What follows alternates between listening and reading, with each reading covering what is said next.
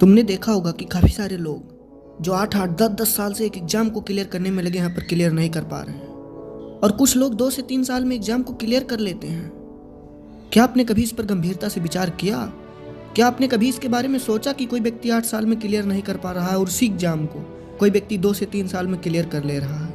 आखिरकार ऐसा क्यों हो रहा है? जब आप इस पर गंभीरता से विचार करेंगे तो आपको दिखेगा कि पढ़ने में कोई व्यक्ति कमज़ोर नहीं है, दोनों ही पढ़ने में बहुत अच्छे हैं। लेकिन वह व्यक्ति जो 8 साल से लगा हुआ है उसमें सेल्फ डिसिप्लिन नहीं है, उसमें अपने गोल के प्रति गंभीरता नहीं है, उसने एग्जाम को क्लियर करने के लिए एक स्मार्ट स्ट्रेटेजी नहीं बनाई है। उसने प्रीवियस ईयर पेपर को तो देखा और उन्हें देखकर जो कंक्लूजन निकाल कर खुद पर अप्लाई करना चाहिए वह नहीं कर पाया। पढ़ता हुआ भी 10 घंटे है, पर पढ़ने के बाद उसे डर महसूस होता है, क्योंकि जब वह चीज़ों को पढ़ता है तो उसका ध्यान कहीं और होता है और पढ़ाई को अधिक प्राथमिकता न देकर वह अपने दूसरे कामों को अधिक प्राथमिकता देता है। यदि पढ़ते समय किसी दोस्त का फ़ोन आ गया तो वह पढ़ाई छोड़कर उसके साथ घूमने चला जाता है और धीरे धीरे समय निकल जाता है और उसका एग्ज़ाम भी आ जाता है, पर उसने ऐसी तैयारी नहीं करी होती है कि खुद पर विश्वास हो, और इसलिए वह अंदर से डर जाता है और अंत में वह हड़बड़ाहट में एग्ज़ाम को देने जाता है और उसका एग्ज़ाम ठीक नहीं होता है। और एक बार एग्ज़ाम ठीक ना होने का मतलब है कि 1 साल पीछे जाना। तो आप अपने परीक्षा को बहुत गंभीरता से लेते हुए पेपर को देने जाइए। हमेशा पेपर को दिमाग में बैठा कर ही पढ़ें। अब बात करते हैं उस व्यक्ति की जिसने महज 2 से 3 साल में अच्छी नौकरी ले ली।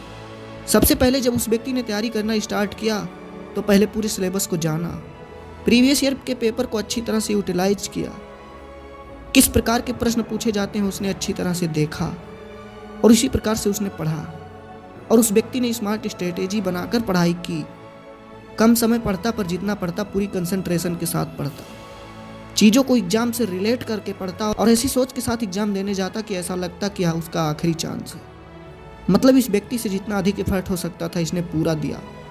और ये बात आप नोटिस कर लीजिए, जब कोई व्यक्ति पूरी मेहनत के साथ, पूरी शिद्दत के साथ किसी एग्जाम को देता है तो सफलता मिले ना मिले पर खुशी और संतुष्टि जरूर मिलती है।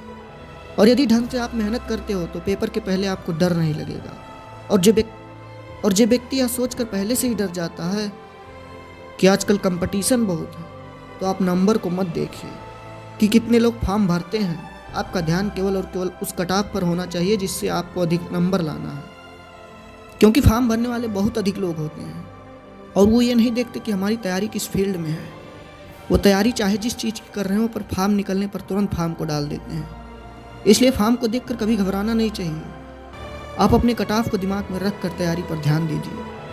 इसमें बताई गई सारी बातों को आपको गौर से सुनना चाहिए, क्योंकि ये सच्चाई है।